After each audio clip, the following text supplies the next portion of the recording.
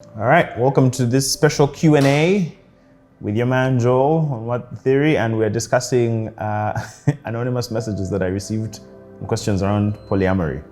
And a lot of them skewed in a certain direction. So let's see if I can't answer them as honestly as possible.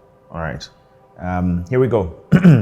Are one-night stands allowed? And if they're allowed, how is the person sure about the partner using protection or testing before sex if they have to tell their partner about the new person? From what I could tell, I think the thing is, in polyamory, it's not like subsequent cheating where people are going around your back and doing stuff. Here, the idea is that you're going to be honest and open with your partner, telling them that I'm having sex with this person, either I used protection or I didn't. And at the core, it's meant to be love. Now, the question might be, how do you know that the person is being trustworthy? You just have to trust them. I think that's it. I mean, there's no protection around, giving someone that kind of love and trust. If you can't trust them, then probably you shouldn't be in this kind of relationship with them. How do you think this is going to affect the rate at which STDs are spread? Interestingly, I know that from the 60s, the movement of free love, communal love and all of that, in part there was a lot of naivety that led to a lot of STDs being spread. I think importantly here it's about being informed about yourself and being open and honest. A lot of insecurities surround this, and I don't think people are saints. So if you're going to be doing something, I guess protect yourself at all times. Next question. Are human beings naturally polyamorous, polygamous?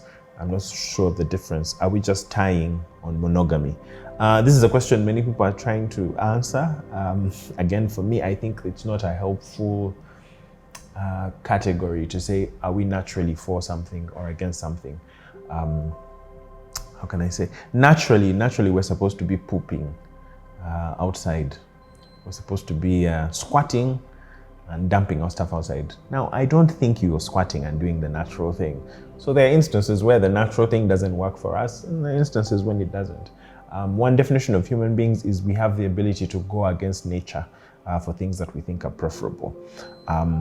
It looks like we are monogamish because wherever monogamy has existed, cheating has always existed. So the idea of, tying sexual fidelity and emotional connection into one person doesn't seem to fit what most people want, even though it does serve maybe some social functions.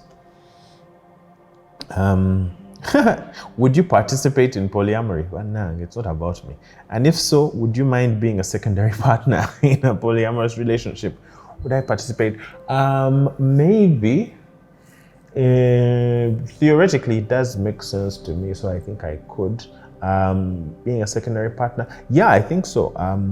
Actually, there's an instance where I was seeing someone, we were talking, and then she said something along the lines of, I want you to meet my boyfriend. I said, pardon? And I thought we were going to enter a fight, but they were practicing having an open relationship. So it was a bit weird.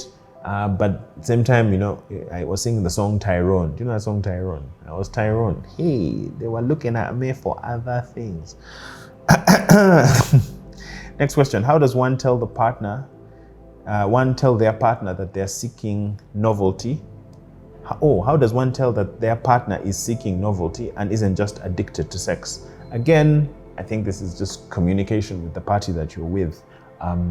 Eric Fromm has this discussion around how a lot of counseling, a lot of marriage therapy has turned marriage into like a business engagement.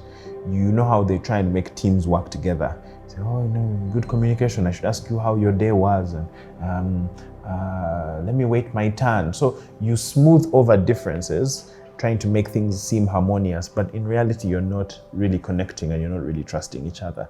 The question that is here at the bottom is, if you can't talk to them and see if they are fully addicted to sex, then maybe your relationship is not on very good grounds. Polyamory looks at examining the core of your communication, and this is maybe a controversial take, but communication and romance don't seem to always move in the same direction.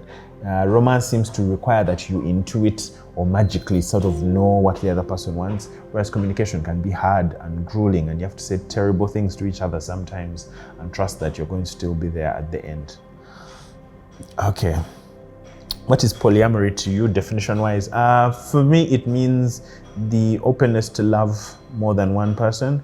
It does not necessarily mean sexual relations. It does not necessarily mean legal relations. It's, I think, being able to be intimate in various forms with different people while being honest to each of those individuals.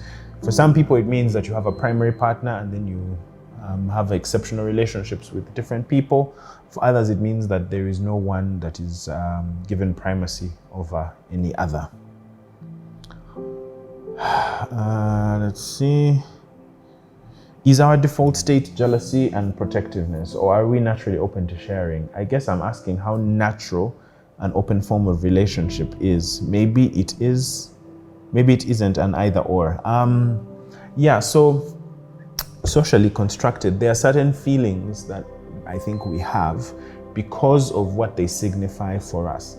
Take, for instance, if you went 200 years back and said things that people say all this time, like, this is my one wife, who I love very much. You know, now people clap. If you went and said that to certain communities, they would look at you like, as in, what does that mean?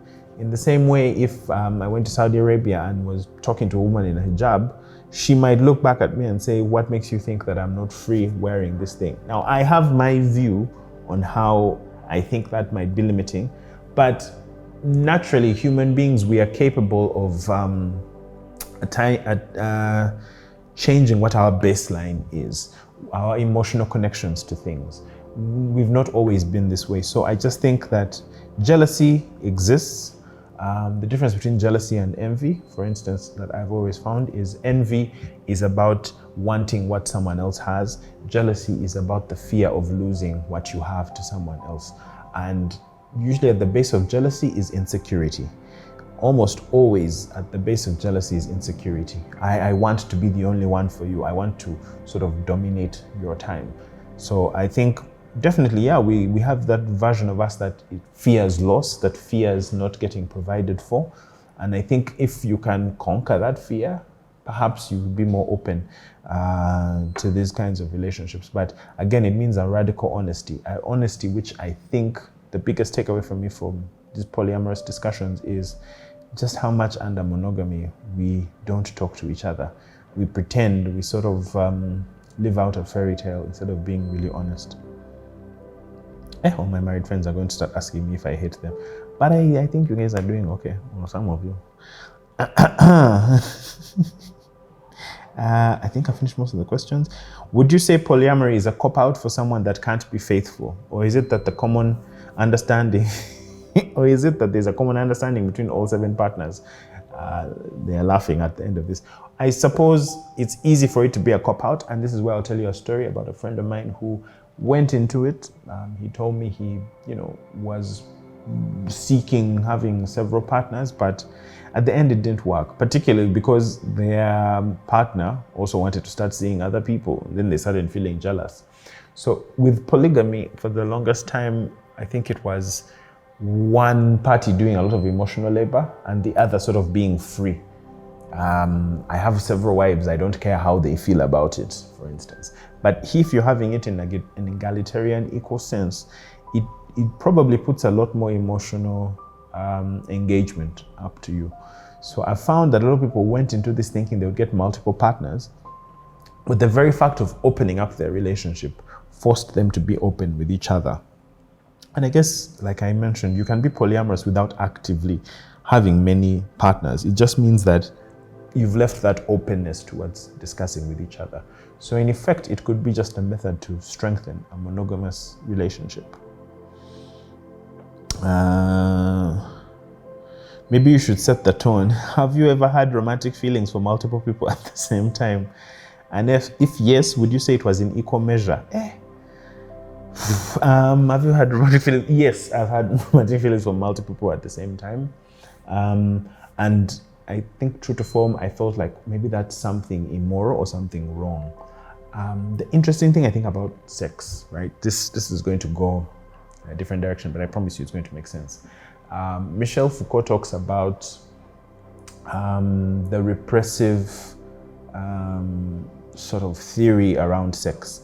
Now, because we live in times which can be sexually, I guess, repressive, where there are mandates of what is supposed to be proper sex, that prohibition can make you feel that the very act of having a lot of sex, of giving in and just having multiple sexual partners, is you being liberated, is you sort of reaching your zenith. But his argument is that no, at that point you forget that sex and power are together.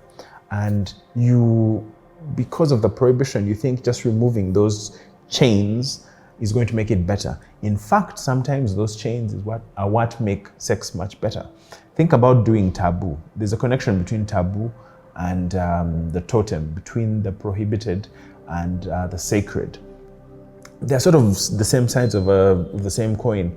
You might enjoy doing something because it's prohibited, because it gives you that extra enjoyment, so it infuses sort of more passion and desire into it. Then when you remove it, it just becomes meaningless. Now you just need to start doing all kinds of fantastical swinging from all kinds of places just to bring in that novelty.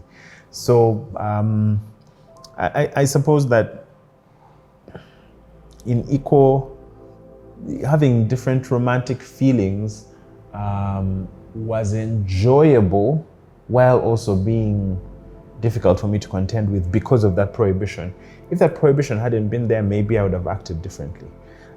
It definitely wasn't in equal measure. There were different kinds of ways in which I connected with different people. But it's almost like asking if you have a friend who's better than any other. I mean, it's hard to compare things. I've been in that position before. Sue me. What advice would you give someone who feels deeply polyamorous but is in a good monogamous relationship? I would say maybe explore what you mean by being polyamorous. Are there any needs that you feel your partner is not committing to that maybe you could have with someone else? Are they willing to understand where you're coming from? Again, we always say about communication, but I think the problem is we communicate only our desires, but we don't hear the other party's feelings, and we don't maybe explore why we have the feelings that we have. What's the thing on Lacan about desire? Are you sort of thinking that polyamory will make you complete? I don't think it will. It might just make you feel less burdened by trying to take on a mask that you don't appreciate. You're masking yourself as a monogamous good person, but maybe you're not.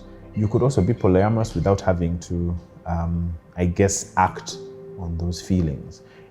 Do you need more emotional connection? Do you want to explore things sexually? That's between you and your party. I think that's about it. Oh, is there a limit to the number of people one sleeps with? No, I don't think so. There are no rules, but the rules are, whatever fits your fancy. You can go through it, man. You can become, when people ask you how many partners you've had, you can just put the infinity symbol. I think that's about it. Thank you so much for tuning. Oh, this is the last one. One night stands available, and how is the person sure? Oh, didn't I talk about this? But the one night stands. I think you can. It depends on if you are in a polyamorous relationship, allowing someone else to be free. And the word allow also means that you've reached an agreement. If you're with someone and you find that they're asking you to do something that you're not comfortable with, or you're doing something that doesn't make someone else comfortable, what is the core of your relationship with each other? Once you remove the legal respects, as human beings, are you able to give each other autonomy and able to trust each other and provide for each other through a sense of duty? My freedom shouldn't harm you. And if you can't get to that point of conversation, maybe you shouldn't be together.